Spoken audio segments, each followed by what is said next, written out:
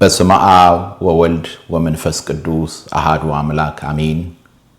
እግዚአብሔር የሚወዳችሁ እግዚአብሔርን የምትወዱ የክርስቶስ ቤተሰቦች እንደምን ሰነበታችሁ? ዳግመኛ እግዚአብሔር አምላካችን በቃሉ ዙሪያ ስላገናኘን ስሙ ከዘላለም እስከ ዘላለም ይክበር ይመስገን። ለመጀመሪያ ጊዜ ይህንን ፕሮግራም የምትከታተሉ ካላችሁ ይህ በየዕለቱ የእግዚአብሔርን ቃል የምናነብበትና በዚያ ውስጥ ሕይወታችንን የምንመረምርበት ፕሮግራማችን ነው። እግዚአብሔር በዚያ ውስጥ ብዙ እያስተማረን ነው። አሁን ኦሪት ዘፍጥረትን እያነበብን ምዕራፍ 44 ላይ ደርሰናል። ዛሬ የምናነበው ምዕራፍ 44ን ይሆናል። እግዚአብሔር በዚያ ውስጥ የብዙዎቻችንን ሕይወት እየነካ ስለሆነ እየለወጠ ስለሆነ እግዚአብሔር አምላክ ለመልካምና ለበጎ ነገር ስላደረገልን ይህንን ፕሮግራም አሁንም በእውነት እግዚአብሔር አምላኬን አመሰግነዋለሁ። በኦሪት ዘፍጥረት ምዕራፍ 43 ላይ ያለውን ሕያው የሆነውን ቃል አብረን ካነበብን በኋላ በእውነት አንዲት እህቴ የጻፈችውን እዚህ ላይ ባነበው ደስ ይለኛል። ንስሐ ገብቻለሁ፣ ግን ውስጤ ሰላም አላገኘም። በእውነት አሁን ስጋና ደሙን ለመቀበል ዝግጁ ነኝ፣ ድፍረት አይሆንብኝም ይለኝ ነበር ውስጤና ይህንን ለማስወገድ የዛሬው ምዕራፍ ከመጀመሩ በፊት ጸበል ስለመጠመቅና ስለ ምጽዋት እያሰብኩ ነበር፣ ዝግጁነት ወይም ሰላም እስኪሰማኝ። ይህ ምዕራፍ ግን ሁሉን ለወጠ። ሁሉን በተለይ ቁጥር 30 ላይ የሚገኘውን የረዳኝ የሚረዳኝ እንደ ኃጢአቴ ፈጽሞ የማይከፍለኝ ልዑል እግዚአብሔር ይክበር ይመስገን።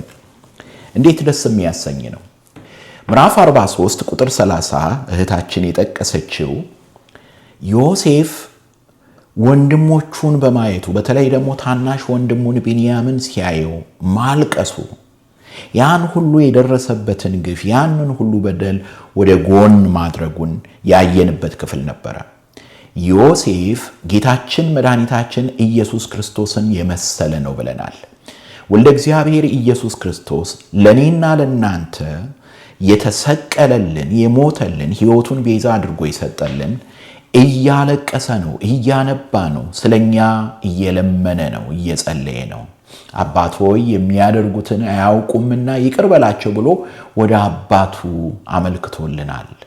እኔና እናንተን በደላችንን የሁላችንን በደል በእርሱ ላይ ሆኖ ተሸክሞልናል። ኃጢአታችንን በእንጨት መስቀል ላይ ተሸክሞልናል።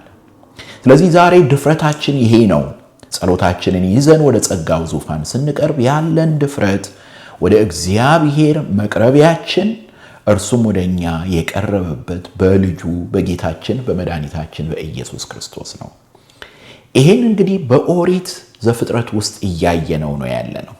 ዛሬስ እግዚአብሔር የሚያስተምረን ምንድን ነው? ኦሪት ዘፍጥረት ምዕራፍ 44ን ሁላችንም በአንድነት ሆነን እናነባለን። ዛሬም እንደተለመደው እግዚአብሔር እንዲያስተምረን፣ እግዚአብሔር እንዲመክረን የአምላካችን ቅዱስ ፈቃዱ ይሁንልን።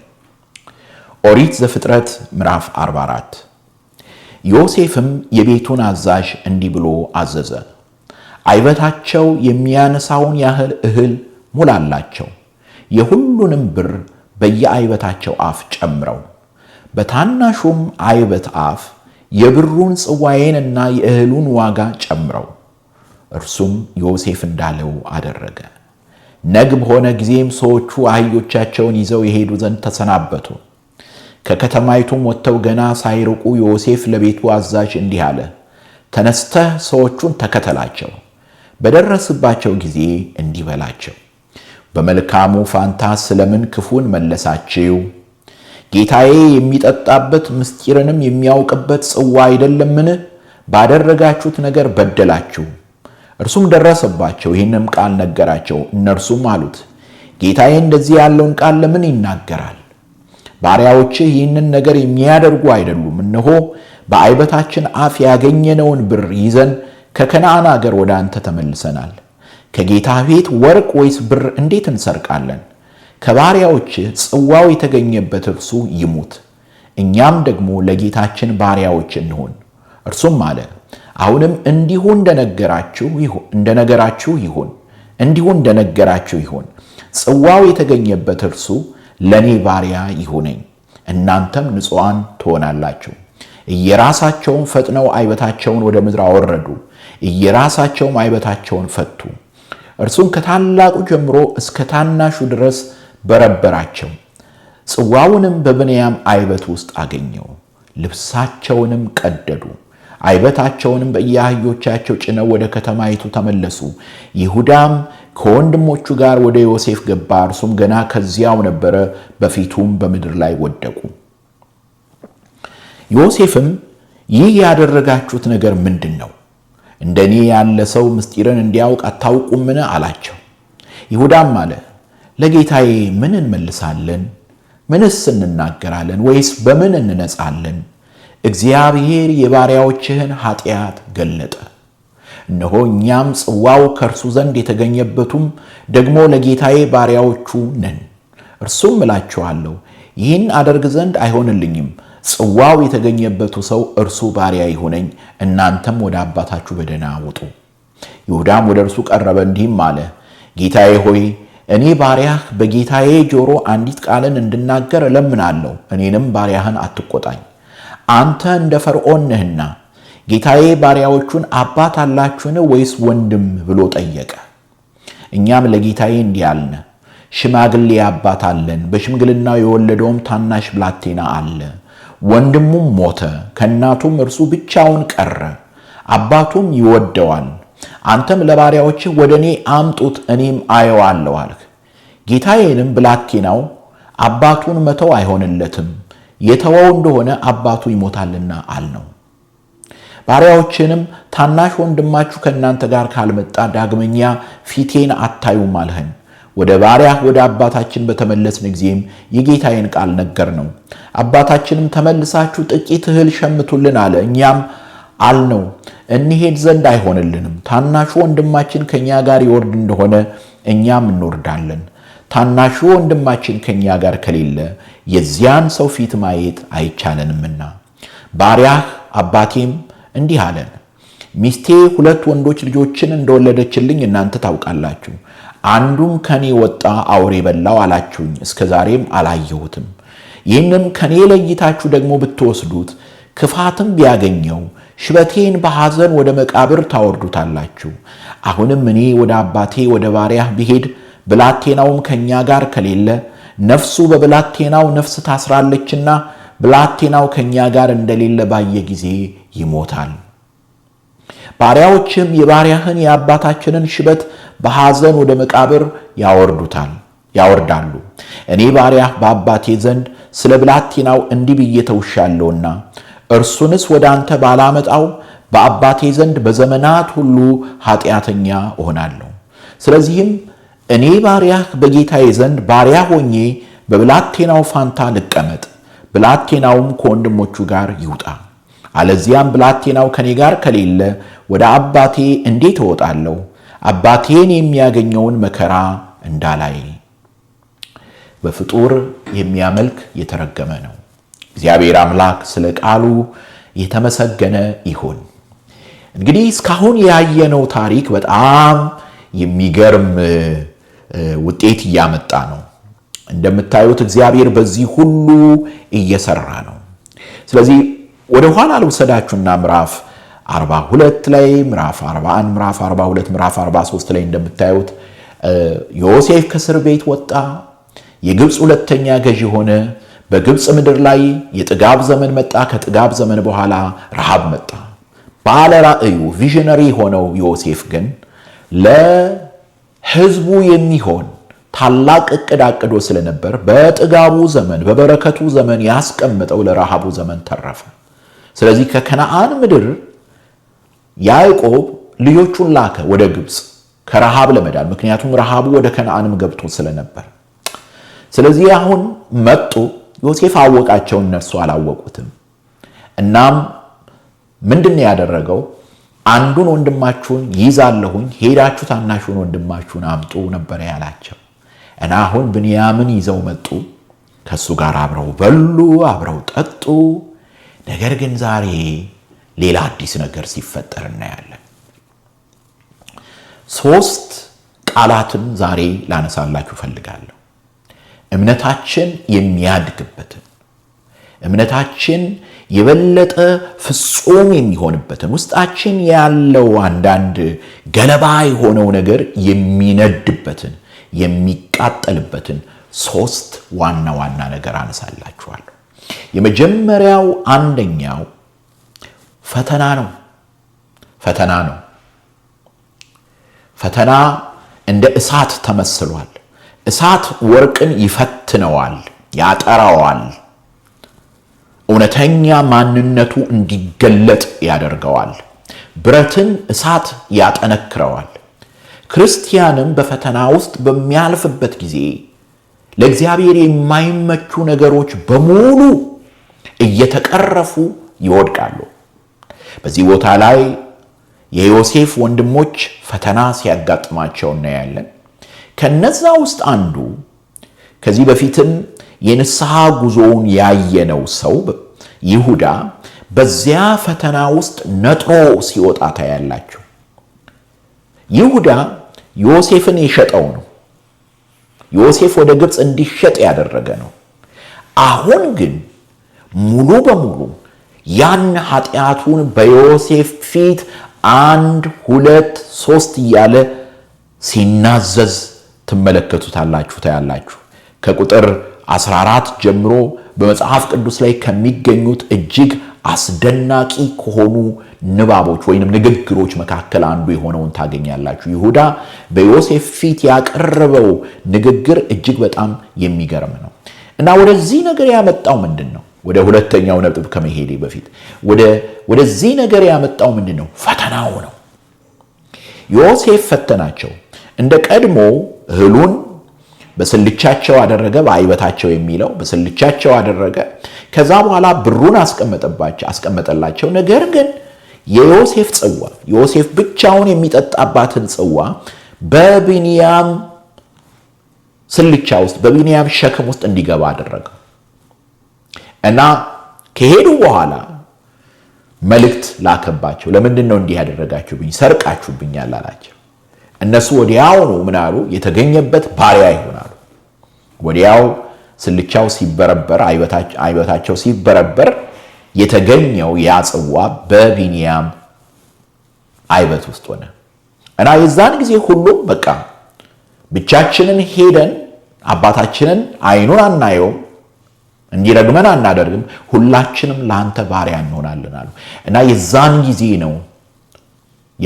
ጊዜ ነው የወጣው እውነተኛውን ነገር ከዮሴፍ አንደበት፣ ከቢንያም አንደበት፣ ይቅርታ አድርጉልኝ፣ እውነተኛውን ነገር ከይሁዳ አንደበት የምናገኘው የዛን ጊዜ ነው። ፈተና እንዲህ ነው የሚያደርገው። በነገራችን ላይ ይሄ የግዴታ ፈተና እንዲህ ያለው ውጤት እንዲያመጣ ለእግዚአብሔር የቀረበ ልብ ሊኖረን ይገባል። እግዚአብሔር ሲረዳ ነው እንደዚህ ያለው ውጤት የሚመጣው። እግዚአብሔር ሲረዳ ነው፣ እግዚአብሔር ሲደግፍ ነው። ለምንድን ነው ይሄን ምለው? አንዳንድ ጊዜ ፈተና ያጋጠማቸው ሰዎች በሌላ መንገድ ሪአክት ያደርጋሉ። ለምሳሌ እንደው በዋናነት ማነሳላችሁ በጌታ ግራና ቀኝ የተሰቀሉትን ተመልከቱ። በግራ በኩል የተሰቀለው ፈያታዊ ዘጸጋም፣ በግራ በኩል የተሰቀለው ወንበዴ በጣም ምሬተኛ ነበር የሆነው። ጌታን ይሳደብ ነበር፣ በዙሪያ ያሉትን ይሳደብ ነበር። በቀኝ የተሰቀለው ግን በደሉና ኃጢአቱን ነበር የሚያየው። በመጨረሻይቱ ሰዓት የንስሐን ዕድሜ ያገኘው በዚያ ፈተና ውስጥ፣ ያ ፈተና ወደ ውስጥ ራሱን እንዲመለከት አድርጎታል።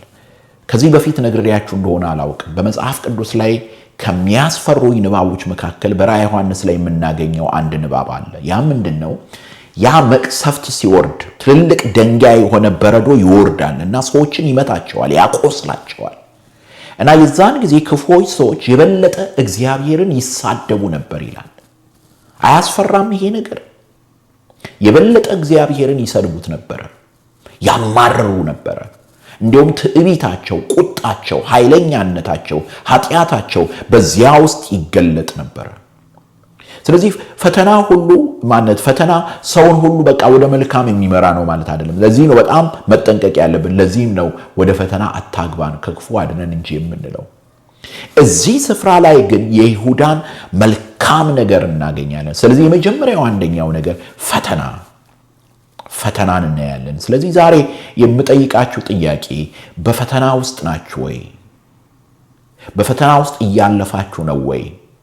ያ ከሆነ እንዴት ነው ሪአክት እያደረጋችሁ ያላችሁት? በምን አይነት መንገድ ነው ለዚህ ፈተናችሁ ምላሽ እየሰጣችሁ ያላችሁት? ወደ ሁለተኛው ነገር ስንመጣ ንስሐ ነው። ሁለተኛው ቃል እንድትይዙልኝ 3 ቃል ነው የምሰጣችሁ ብያለሁ። ሁለተኛው ቃል ንስሐ ነው። የመጀመሪያው አንደኛው ፈተና ነው። ፈተና ያጠራል ብያችኋለሁ፣ ያቀርባል ብያችኋለሁ። ዕብራውያን ምዕራፍ 12ን ረጋ ብላችሁ እስቲ ተመልከቱት ከዚህ ምዕራፍ ጋር። እኔና እናንተ በፈተና ውስጥ ስናልፍ እግዚአብሔር ከኛ ርቆ አይደለም። በቃ እግዚአብሔር ትቶታል፣ እግዚአብሔር ረስቶታል የሚሉ አሉ ብዙዎች። ግን አይደለም። በፈተና ውስጥ ያላችሁ የነወቁ ከመቼውም በላይ እግዚአብሔር ወደኛ የቀረበበት ጊዜ ቢኖር ያ ነው።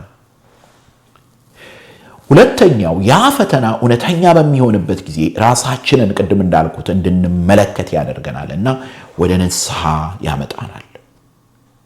ስለዚህ ቁጥር 14 ላይ ይሁዳና ወንድሞቹ ገብተው በዮሴፍ ፊት ከወደቁ በኋላ ቁጥር 16 ላይ ምን ይላል ይሁዳ? ለጌታዬ ምን እንመልሳለን? ምንስ እንናገራለን? ወይንስ በምን እንነጻለን? እግዚአብሔር የባሪያዎቹን ኃጢአት ገለጠ ይላል። አስምሩበት። እግዚአብሔር የባሪያዎቹን ኃጢአት ገለጠ። እዚህ ጋር እግዚአብሔር የባሪያዎቹን ኃጢአት ገለጠ ሲል ያ የጽዋውን ጉዳይ ብቻ አይደለም። ለምን በምንድን ነው ያወቀው ካላችሁ እንዳለ ውስጡ ያለውን ነገር በሙሉ ሲዘረግፍ እናያለን። የዮሴፍን ነገር ነው የሚናዘዘው በዮሴፍ ፊት። የዮሴፍን መከራ በዮሴፍ ፊት ይናዘዛል። በዮሴፍ ምክንያት በአባታቸው ላይ እነዛ 10 ማለት ይቻላል 10 ያደረጉትን ነገር እንዳለ ይናዘዛል። በዮሴፍ ፊት ወንድሞቹ ያደረጉትን ነገር እንዳለ ይናዘዛል። በነገራችን ላይ ይሄ ታላቅ ምስጢር በውስጡ ያለ ነው። የወንድሞቹን ኃጢአት ይሁዳ እንዳይገደል ያደረገ ከሮቤል ጋር ሆኖ እንዳይገደል ያደረገ እሱ ነው። ሊገድሉት ነበር ሌሎቹ የፈለጉት። ከዛ በኋላ ደግሞ እንዲሸጥ አደረገ እና በውስጡ ግን ሌላ ነገር አለ። ወደ 3ኛው መጣለሁኝና እና ንስሐ እጅግ አስፈላጊ ነገር ነው። ንስሐ አልባ የሆነ ህይወት እውነተኛ ክርስትናን እንዳንኖር የሚያደርገን ነው። ስለዚህ ይሄንን ፕሮግራም የምትከታተሉ ወንድሞቼ እህቶቼ አንዱ ልናደርገው የሚገባን ነገር ቢኖር ዕለት በዕለት የንስሐ ህይወትን ልንኖር ይገባናል። እንዴት አድርገን ነው ዕለት በዕለት የንስሐ ህይወትን ልንኖር የሚገባን? አንደኛ የመጀመሪያው ትልቁ ነገር አንድ ኦርቶዶክሳዊ ምእመን መምህረ ንስሐ ሊኖረው ይገባል። የሚመክረው፣ የሚገስጸው፣ የሚመክራት፣ የሚገስጻት የቤተ ክርስቲያን አባት ሊኖረው ይገባል፣ ሊኖራት ይገባል። ስለዚህ የመጀመሪያው ጥያቄ የምጠይቃችሁ መምህረ ንስሐ አላችሁ ወይ? መምህረ ንስሐ አላችሁ ወይ? ከሱ ጋራ ቢያንስ በወር አንዴ ይሁን በ2 ወር አንዴ ይሁን በ3 ወር አንዴ ቁጭ ብላችሁ ማለት ችግር ሲደርስባችሁ አይደለም የግዴታ ነገር ግን ህይወታችሁን መለስ ብላችሁ የምታዩበት ካህን ያስፈልጋችኋል። ከእግዚአብሔር ቃል የሚመክራችሁ ብላይንድ ስፓታችሁን ማለት የተሰወረውን ነገር ማለት እንድታዩ ከናንተ የተሰወረውን እንድትመለከቱ በእግዚአብሔር ቃል የሚረዳችሁ አባት ያስፈልጋችኋል። የመጀመሪያው አንደኛው ይሄ ነው። ሁለተኛው ዕለት ዕለት ደግሞ ወደ እግዚአብሔር ወደ አምላካችን በንስሐ መቅረብ አለብን። ንስሐን የጸሎታችን ዋነኛ አካል ልናደርገው ይገባል። ጸሎት ማለት ውዳሴ፣ አምልኮ ማለት እግዚአብሔርን በእግዚአብሔርነቱ ማግነን ፒውር ፕሬየር የምንለው ማለት ነው። ንጹህ አምልኮ፣ ንጹህ ጸሎት የምንለው እሱ ነው በነገራችን ላይ። ስለዚህ ለእግዚአብሔር ያንን ማቅረብ አለብን። አምልኮ፣ ውዳሴ፣ ገናናነት እግዚአብሔርን ማግነን አለብን። በውዳሴ ቤታችን መታጠን አለበት። ሁለተኛው ምስጋና ነው። ስላደረገልን ነገር እግዚአብሔርን ማመስገን አለብን። ስለተከናወነልን ነገር፣ ስለ እያንዳንዱ ስለ እስትንፋሳችን፣ ስለ አየሩ፣ ስለ ዓለማቱ፣ ስለ በጋው፣ ስለ ፀሐዩ፣ ስለ ጨረቃው፣ ስለ ባህሩ፣ ስለ ወንዙ፣ ስለ ዝናቡ እግዚአብሔርን ማመስገን አለብን። በሶስተኛ ደረጃ ስለ ራሳችን ኃጢአት ንስሐ መግባት አለብን። እግዚአብሔር ይቅር እንዲለን፣ እግዚአብሔር እንዲምረን፣ እግዚአብሔርን ልንለምነው ይገባል። በአራተኛ ደረጃ ስለ ሌሎች ወንድሞቻችን እህቶቻችን ልንማለድ ይገባል እና አምስተኛው ልመና ነው። ስለዚህ ንስሐ ያስፈልጋል። በንስሐ ስለ ሀገራችን፣ ስለ ራሳችን፣ ስለ ቤተ ክርስቲያናችን ንስሐ ልንገባ ይገባል። ብዙ ንስሐ የምንገባባቸው ነገሮች አሉ። አሁን ስድብ ላይ ነው ያለነው፣ ታውቃላችሁ አይደል? መሰዳደብ፣ ጣት መጠቋቆም፣ መዘረጣጠጥ፣ የቤተ ክርስቲያን አባቶችን ማን ነው ንስሐ የሚገባው? በድለናል የሚል ማን ነው? ሁሉም ጣቱን የሚጠቁመው ሌላ ላይ ነው። ምዕመኑ ካህኑ ላይ፣ ካህኑ ምዕመኑ ላይ፣ ሌላውም ሌላው ላይ ነው። ሁሉም ጣት ጠቋሚ ነው። ራሱን የሚያይ የለም፣ ራሱን የሚመለከት የለም። እግዚአብሔር ከዚያ እንዲያድነን ቅዱስ ፈቃዱ ይሆንልን። ስለዚህ ልክ እንደ ይሁዳ ንስሐ ልንገባ ይገባል። ይሁዳ ያለው ቁጥር 16 ላይ እንደገና እግዚአብሔር የባሪያዎችን ኃጢአት ገለጠ። ልክ ዳዊት ካለው ነገር ጋር ነው የሚመሳሰልብኝ። አንተን ብቻ በደልኩ፣ ክፉም በፊትም ክፉ አደረግኩ፣ አለቀ። ይህን ስንል እግዚአብሔር በምሕረቱ ይቀርበናል። ኃጢአታችንን ወደ ጥልቁ ይወረውረዋል። በምሕረት ዓይኑ ይገናኘናል፣ ያየናል እግዚአብሔር አምላክ። ሶስተኛው ምልጃ ነው። ተመልከቱ ስለ ብንያም እንዴት ብሎ እንደማለደ፣ እኔ ባሪያ ልሁን፣ እኔ ልታሰር፣ እኔ በሱ ፈንታ ልሁን። ተመልከቱ ምን እንደሚል ቁጥር 23 ላይ ስለዚህም እኔ ባሪያህ በጌታዬ ዘንድ ባሪያ ሆኜ በብላቴናው ፋንታ ልቀመጥ፣ ብላቴናውም ከወንድሞቹ ጋር ይውጣ። አለዚያም ብላቴናው ከኔ ጋር ከሌለ ወደ አባቴ እንዴት እወጣለሁ? አባቴን የሚያገኘውን መከራ እንዳላይ። አባቶች ሲናገሩ በዚህ ምክንያት ይሁዳ ወልደ እግዚአብሔር ኢየሱስ ክርስቶስን መሰለ ይላሉ። ወልደ እግዚአብሔር ኢየሱስ ክርስቶስን መሰለው። ከይሁዳ ዘር የተወለደው የድንግል ማርያም ልጅ ወልደ እግዚአብሔር ኢየሱስ ክርስቶስ ስለኔና ስለናንተ በአባቱ ፊት ቆመ። በቀራንዮ መስቀል ላይ አሰምቶ ተናገረ። የኛን ጩኸት ጮኸ፣ የኛን በደል ተሸከመ፣ ነውራችንን ተሸከመ፣ በደላችንን ተሸከመልን። ስለኛ ፈንታ እኛ ልንሞተው የሚገባንን፣ እኛ ልንሸከመው የሚገባንን ነውራችንን ሁሉ ተሸከመልን። ኃጢአት የሌለበት እርሱ ኃጥ ተባለ። በደል የሌለበት እርሱ ተወነጀለ፣ በጥፊ ተመታ፣ ራሱን በዘንግ ተመታ፣ ወደቀ፣ ተነሳ። ይሄ ሁሉ እኔና እናንተ ልንቀበለው የሚገባንን ነው። ብሩ የተገኘው በቢንያም አይበት ውስጥ ነበረ። እኔ ባሪያ ልሁን አለ ይሁዳ። ስለዚህ ዛሬ እግዚአብሔር እኔና እናንተን እነዚህን ሶስት ነገሮች እንድናይ ይነግረናል። በብዙ የጸሎታችን ህይወት ውስጥ የጠፉ ነገሮች ናቸው እነዚህ ነገሮች። በብዙ የክርስትና ህይወታችን ውስጥ የጠፉ ነገሮች ናቸው። አንዳንዴ ፈተና ሲመጣ ወዲያው ብዙ ሰዎች ወዲያው ወደ አይምሯቸው የሚመጣው ነገር እግዚአብሔር ረስቶታል፣ እግዚአብሔር ረስቷታል፣ እግዚአብሔር ትቷታል ነው የሚሉት። እግዚአብሔር ረስቶኛል ነው የምንለው እኛም። ነገር ግን አይደለም። ደግሞም ንስሐ አልባ የሆነ ህይወት የምንኖር ብዙዎች ነን። የምልጃ ጸሎት ካጠገባችን ካፋችን የጠፋ ብዙዎች ነን። በዛ ምክንያት ለሌሎች የማሰብ ካፓሲቲው የለንም፣ ችሎታው የለንም። ሁልጊዜ በራሳችን ዓለም ውስጥ ነው ያለነው። ትንሽ ስንነካ እንናደዳለን። ትንሽ ስንነካ በቃ ልክ በእኛ ብቻ ያ መከራ እንደመጣ ያ ግፍ እንደመጣ ሆኖ ይሰማናል። የሌላውን መከራ ብናይ ኖሮ ሚዛናዊ የሆነ ህይወት ይኖረን ነበር። ስለዚህ እንግዲህ ዮሴፍ ምን አደረገ? ይሄንን የይሁዳን ነገር ሲሰማ ምንድነው ያከናወነው? ያን በኦሪት ዘፍጥረት ምዕራፍ 45 ላይ እንመለከታለን። ያስተማረን የመከረን የአባቶቻችን አምላክ ከዘላለም እስከ ዘላለም ስሙ ይክበር ይመስገን። ይህ የእግዚአብሔር ቃል ጥናታችን ለሌሎች በረከት ነው ካላችሁ አስተላልፉት። ሰብስክራይብ ያላደረጋችሁ በተለይ የዩቲዩብን ቻናል ሰብስክራይብ ያላደረጋችሁ ሰብስክራይብ አድርጉት። በቅርቡ ከዚሁ ከመጽሐፍ ቅዱስ ጥናታችን በተጨማሪ ስለ ኦርቶዶክሳዊ ቤተሰብ ልዩ ትምህርት እንጀምራለን እግዚአብሔር ቢፈቅድ። ከሌሎች መምህራን ጋርም ደግሞ ቃለ መጠይቅ ያደረግነውን እናቀርባለን። እግዚአብሔር በረዳን መጠን፣ እግዚአብሔር በደገፈን መጠን ወንድሞቼ እህቶቼ በዚህ የዩቲዩብ ቻናል ላይ ብዙ መንፈሳዊ ትምህርቶችንን ስለምናቀርብ ሁላችሁም ይህንን የዩቲዩብ ቻናል ሰብስክራይብ እንድታደርጉ በእግዚአብሔር ስም እጠይቃችኋለሁ። እናንተም ልክ እንደ ቅድም እንዳነበብኩላችሁ እንደ እህቴ እግዚአብሔር ያስተማራችሁን እግዚአብሔር ያሳያችሁን በዚህ የተባረካችሁበትን ሼር እንድታደርጉን በኮሜንት መስጫው ላይ እለምናችኋለሁ። ሰላም እግዚአብሔር ከእናንተ ጋር ይሁን። ደህና ሁኑልኝ።